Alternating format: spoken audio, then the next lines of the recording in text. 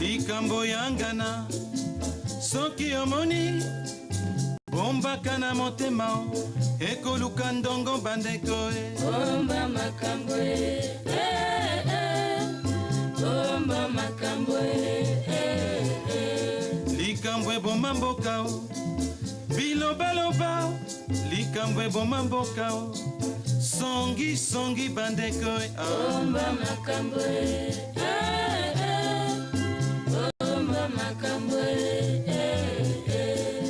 zala na maele soki oyoki likambo zala na maele tango bakotuna yo bandeko bomba makambwe bomba makambwe. Music by Franco, Likambo ya Ngana, here on Democracy Now!, democracynow.org, The War and Peace Report. I'm Amy Goodman with Juan Gonzalez. The so-called forgotten war, the conflict in the Democratic Republic of Congo, is threatening to explode once again away from the glare of any international media attention.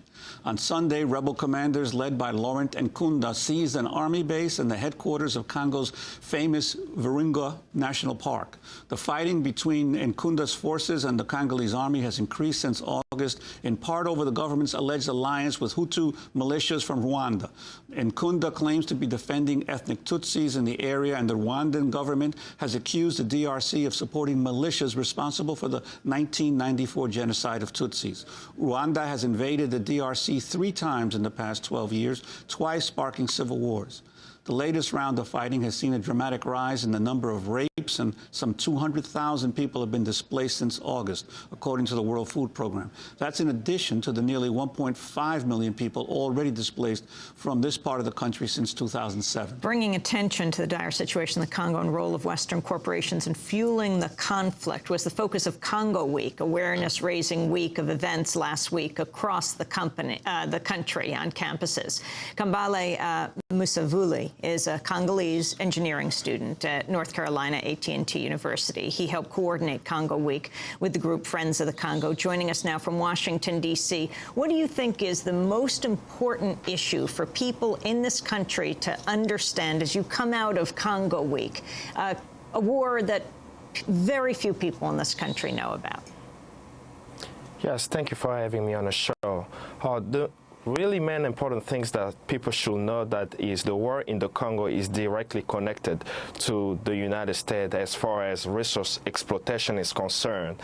What we wanted to do coming out of Congo Week and is to show that connection, as well as be able to provide enough information to the world community and U.S.-based universities on how they can help support the Congolese to regain the sovereignty on the land, understanding that the conflict in the Congo is based on resource exploitation, which we're seeing in the later years from the invasion of Rwanda, Uganda, and Burundi in the eastern part of the Congo.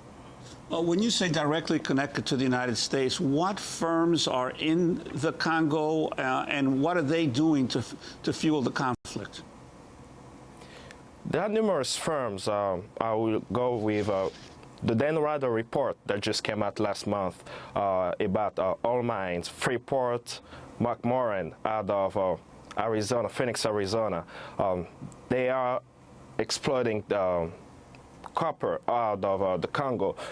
Dan Ryder did a wonderful job showing how Freeport McMoran is doing so.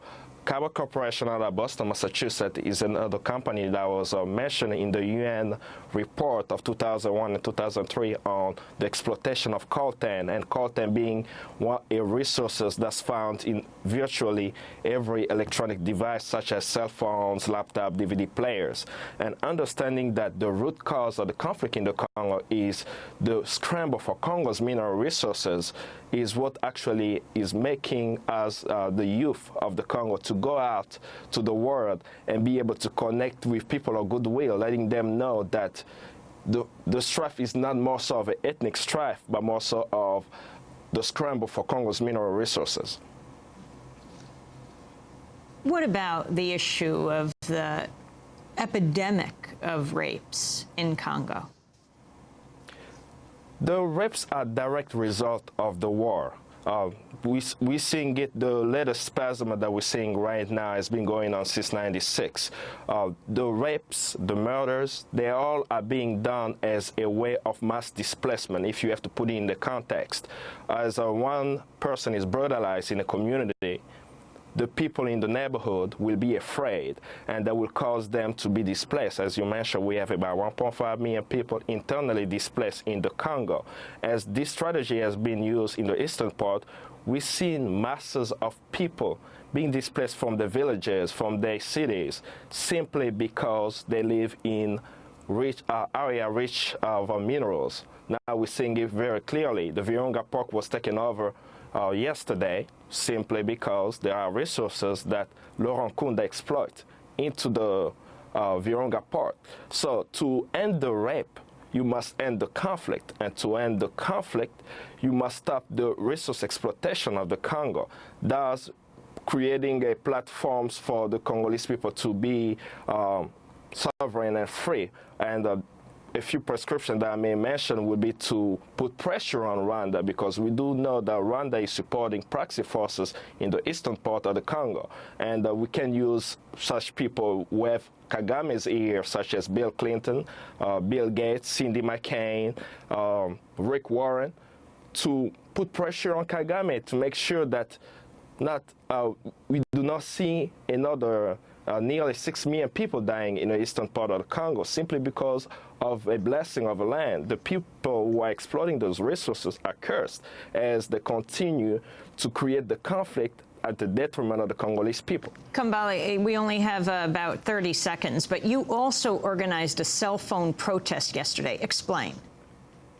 Yes, what we have asked people to do to show the connection with Carlton is to turn off the cell phone last week on Wednesday, October the 22nd, and change their voicemail, because we believe that people will call their phone still and explaining why their phone is off during that day. Our aim really doing the cell phone boycott is to raise awareness about what's happening in the Congo, and using the cell phone as a messaging tool was very, very successful. We have students in New Zealand, high school in Havenside, that actually did that perfectly, getting the whole high school to participate in that. So our aim into the sellout as well as Congo Week is basically to end the conflict and provide support to the Congolese people in their quest to regain sovereignty of their land. Kambale Musavuli, I want to thank you very much for being with us. The coltan used in cell phones from the Democratic Republic of Congo. He's an engineering student at North Carolina A&T State University, helped coordinate Congo Week. And that does it for our broadcast. Democracy Now! Is produced by Mike Burke, Sharifo Dokudusa, Armante Angeli Comet, Steve Martinez, Nicole Salazar, Hani Massoud, Robbie Karen, Mike DeFilippo, Miguel Noguera, and special thanks to Peter Curries, as well as Nick Gila for helping with today's broadcast. I'm Amy Goodman with Juan Gonzalez. Thanks for joining us. This is